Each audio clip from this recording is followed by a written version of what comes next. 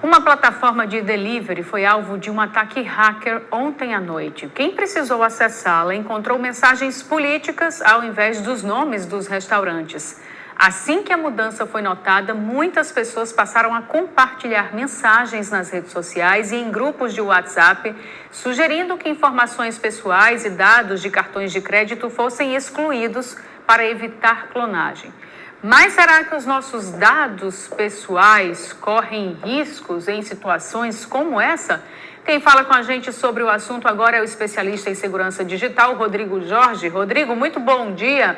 Ontem muita gente entrou em pânico, né? Quando viu que o aplicativo estava hackeado, até porque é muito comum, a gente usa muito, né, esses aplicativos e de repente as pessoas também tentando excluir o cartão, não conseguiam. Corremos risco? O iFood emitiu uma nota dizendo que não, mas dá para confiar? Bom dia. Bom dia, Emily. Bom dia, Paulinho.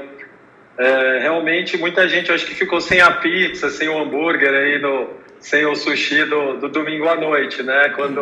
Quando se deparou com a plataforma com nomes diferentes dos corretos, dos restaurantes, né? A empresa que é da plataforma, ela emitiu uma nota, né, e disse que foram alterados apenas os nomes dos restaurantes e que não há indícios de vazamento de dados, né? Outro ponto que me chamou a atenção é que bastante gente começou a circular na internet a mensagem para os amigos para fazer a exclusão do cartão de crédito, né? Só que a plataforma ela informou que o cartão ele fica salvo no dispositivo do usuário. Ou seja, quando a gente instala um aplicativo no nosso celular, dados do aplicativo, alguns dados, um pequeno base de dados, um pequeno banco de dados fica gravado no aparelho. E nesse caso o iFood usa esse pequeno banco de dados do aparelho para gravar.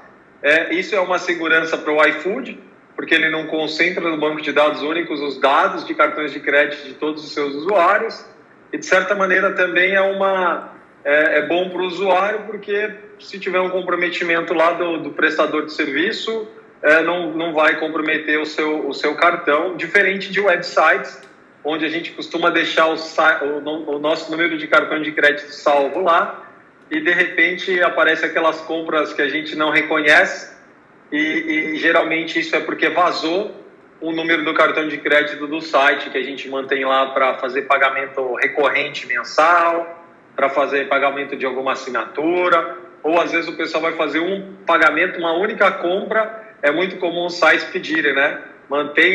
Deseja manter esse cartão salvo para as futuras compras, o pessoal buscando facilidade acaba aceitando. E aí, se fosse este o caso, poderia realmente sim ter sido comprometido os dados e cartões de crédito dos usuários, Emily, Paulo. Então a ideia, só complementando, pegando o gancho aqui nessa resposta, a dica também que fica é você nunca manter os dados do cartão ali nos sites, né, para evitar qualquer tipo de clonagem ou algo do tipo. Isso, a dica é não manter, e se precisar manter, busque no sua operadora aquele cartão virtual. Existem bancos, inclusive, que eles têm um cartão de crédito físico. Você entra no aplicativo do banco, lá na conta, né? Ele gera um cartão para compras virtuais, e agora tem alguns que estão gerando cartões para compras recorrentes. Então, isso é o mais legal. Essa foi a melhor opção que eu vi até hoje. Então, se você quer manter salvo para estar pagando uma assinatura mensal, vai lá no seu banco e pede para gerar o cartão recorrente. Porque se vazar, é um cartão recorrente que você vai mudar. Você pode ter vários recorrentes diferentes para diferentes prestadores ou empresas assim que você vai pagar. Então, se vazar de um, não causa aquele transtorno de clonarem o seu cartão ou de você ter que bloquear o cartão e ficar realmente ter o transtorno de parar todas as contas, né? Eu tive esse problema recente. Um cartão que eu usava para pagar diversas contas via internet, ele vazou de algum lugar, o banco não me ofereceu essa opção do cartão virtual, e um monte de coisa começou a gerar atraso, a receber mensagens de atraso, porque eles não conseguiam mais cobrar o pagamento recorrente. Às vezes é preciso, Emily, deixar salvo o cartão por conta dos pagamentos recorrentes, entendeu? Mas aí tem que recorrer a esses métodos. Inclusive, eu até dizer que durante essa ação ontem eu estava com um pedido em andamento e aí eu tentava retirar o meu cartão e não conseguia porque estava em andamento. Aí eu fiquei, meu Deus, será que minha pizza vai chegar ou não vai? Mas o interessante é que ontem de manhã eu vi uma nota de pessoas dizendo que tinham feito compra nessa plataforma e não estavam recebendo o pedido, ontem de manhã. E de repente à noite teve esse incidente maior aí, né? Então não sei se eles já estavam passando por algum tipo de... podiam estar invadidos já e não sabiam, e gerando transtornos aí de maneira aleatória, assim, mas culminou nessa situação toda ontem. Foi muito ruim, né, para a economia do Brasil, eu acho, porque quem ia gastar no aplicativo não conseguiu, o prestador de serviço, que é o restaurante, ele precisava vender, ele parou de vender, a principal plataforma de venda é a internet, né, eles só vendem via internet. E então é um absurdo. Acho que foi impactante aí para a economia, que eu falei domingo à noite, mas foi terça à noite, que foi um feriado, né? Agora que eu me dei conta que eu confundi. E hoje nem é segunda, hoje já é quarta, né? Para mim é segunda. Para muita gente hoje é segunda-feira, tranquilo. Agora, Rodrigo, você falou aí de um prejuízo, né, ontem por conta desse problema, e acredito que é um prejuízo que não é só pontual, né, porque fica também a desconfiança do consumidor depois de um problema como esse. Então, acredito que é algo que a plataforma, a empresa, de uma certa forma, ainda vai colher mais prejuízos. Tanto que as ações até caíram ontem da empresa, porque gera uma insegurança, né, uma insegurança digital, digamos assim. Exato. Uma coisa que hoje mancha muito a imagem de uma empresa é incidente digital, de vazamento, de invasão, né? Situações ligadas a ataques de hacker, né? Ataques de segurança. Isso, a gente estuda bastante isso, comenta bastante com os boards das empresas, né? Que são os comitês de diretores, de proprietários, sempre levando esse ponto, quão importante é investir em segurança, em prevenção, em conscientização dos usuários, porque uma mancha dessa, você disse muito bem, Emily, teve um grande banco há um certo tempo que no Jornal Nacional, o Jornal Nacional abriu falando que um banco X, um banco público, teve a sua plataforma de internet banking comprometida e que era recorrente incidentes desses, né? Como ficou a imagem desse banco, né? Certamente quem iria abrir uma conta no banco não ia pensar em abrir uma conta nesse banco, pelo menos por um bom tempo, enquanto ficasse na cabeça dele se lembrando daquela manchete, né?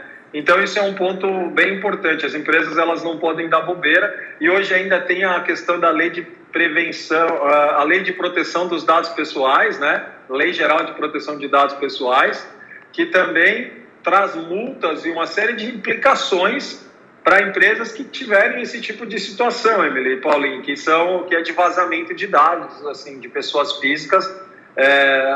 As multas são absurdas. Então é necessário as empresas realmente investir. Se você imagina que uma plataforma desse tamanho teve problemas, imagina as menores, e que eu sei que ela investe, eu conheço as pessoas de segurança dela, imagina as menores que às vezes não estão ainda com essa visibilidade, dando tanta importância, né?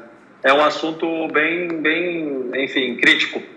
Esse gatilho, assim, desse alerta, acho que surgiu mais pra gente desde a última vez que o Facebook e o Instagram passou praticamente o dia inteiro fora do ar. E é nesse momento que a gente percebe o quanto nós somos reféns, assim, em relação à internet e esses dados aí. E até as empresas também, né? E as empresas também. E aí eu queria que você explicasse melhor pra gente de que maneira nós estamos seguros através dessa lei de proteção de dados, né? Como é que a gente pode, sei lá, reivindicar alguma coisa, né? Alguma proteção de fato dos nossos dados, como é que a gente pode chegar até essa lei de maneira mais próxima e mais clara?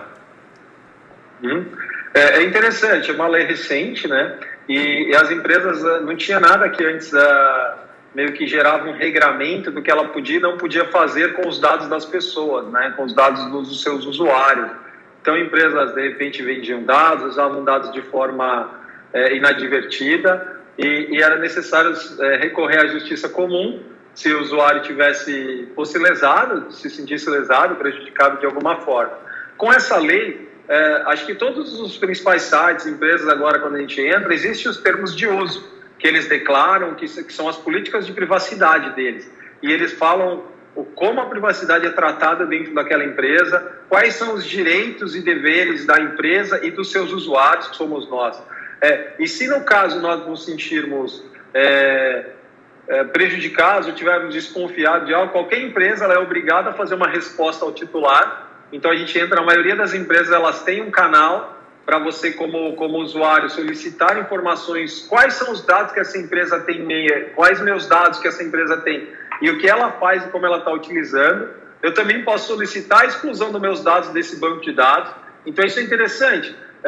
Até empresas de call center, contact center, que às vezes nos aborrecem absurdamente, né? Se a gente entrar em contato com essa empresa, a gente mandar excluir os nossos dados, elas são obrigadas a excluir os nossos dados, seja uma TV por assinatura, seja até um próprio órgão de proteção ao crédito, como, sei lá, Serasa, Boa Vista, tem diversos desses. Você pode entrar e pedir a exclusão dos seus dados daquele banco de dados, e antes não tinha essa obrigação. E hoje nós realmente temos uma proteção maior e temos a quem recorrer. Existe um órgão nacional, que é a ANPD, Autoridade Nacional de Proteção de Dados, que é um órgão federal, que tem um colegiado, e ela seria a instância, se a gente precisasse fazer uma denúncia, uma reclamação. Mas, em geral, a gente pode ir diretamente nas empresas, tá? Esse é um ponto interessante. E aí aumentou muito a responsabilidade, tanto que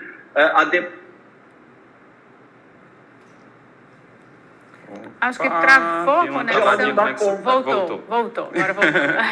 Opa, travou. Então, tanto que a lei ela ficou tão importante para as empresas, né, que a demanda por profissionais da área de direito digital e segurança da informação ela está tão grande que ela não está dando conta.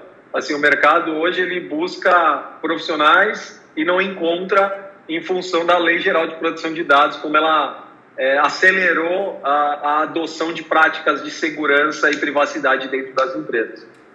Para nós usuários é muito bom. Acho que a gente está, ao longo do próximo ano, 2 anos, muita coisa vai melhorar, pelo menos os aborrecimentos aí de utilização dos nossos dados e tal. Mas vem na contramão esses bancos, as fintechs, que hoje permitem abrir conta pela internet, né, sem sair de casa também. Então aí vem uma outra situação, porque você tem uma internet aí, a parte obscura da internet que vende dados pessoais que foram vazados desses sites que irresponsavelmente acabaram não tomando conta, os dados vazaram e são vendidos para malfeitores. Então, enfim, é um mundo absurdo hoje, mas eu acho que a gente está mais seguro do que estava, pelo menos na parte de legislação. Rodrigo, muito obrigada, viu, pela sua participação com a gente aqui ao vivo no Bom Dia RN, sempre trazendo dicas importantes, né? Porque a gente vive cada vez mais nesse mundo digital, no mundo virtual, e é preciso a gente entender os riscos para tomar os devidos cuidados. Obrigada. Obrigado a vocês e parabéns por abordarem um assunto tão importante para a população. Obrigado. Obrigada mais uma vez. Ótima quarta-feira.